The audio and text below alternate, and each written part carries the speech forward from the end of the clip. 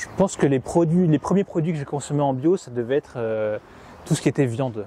Ça a été mes premiers déclics justement, l'impact environnemental de la viande, et enfin environnemental et sur le bien-être animal. Et au fur et à mesure, j'ai commencé à chercher des labels.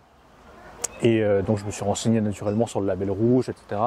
Et plus j'en apprenais, plus je restreignais mes exigences. Et je trouvais que le bon compromis, justement, c'était le bio.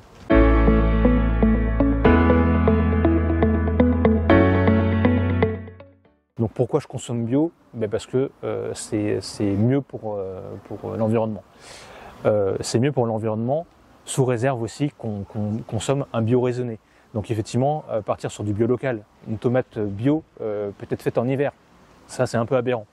Et il y a une autre dimension dans le bio, c'est le respect du vivant, dans son sens large.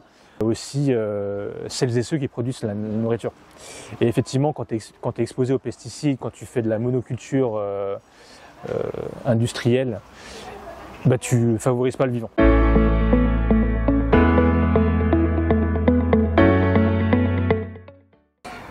Alors moi, je donnerais comme conseil de cuisiner. C'est super important de réapprendre les produits bruts, de se réapproprier ça et de transformer, de s'éclater en fait en cuisine et en transformant de bons produits.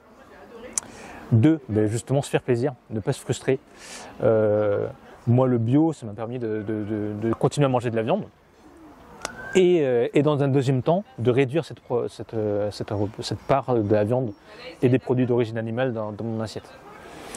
Et le troisième conseil, c'est d'éveiller sa conscience, d'aller à la rencontre de ceux qui produisent notre nourriture, parce qu'il y en a beaucoup autour de nous.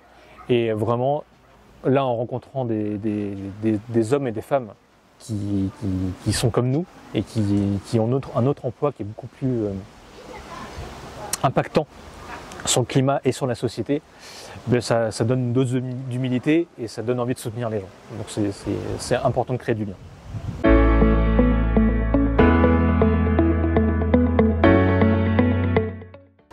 Vraiment, ça devient un réflexe, c'est quand c'est des produits d'origine animale, c'est du bio, obligatoirement. Sinon, j'en mange pas.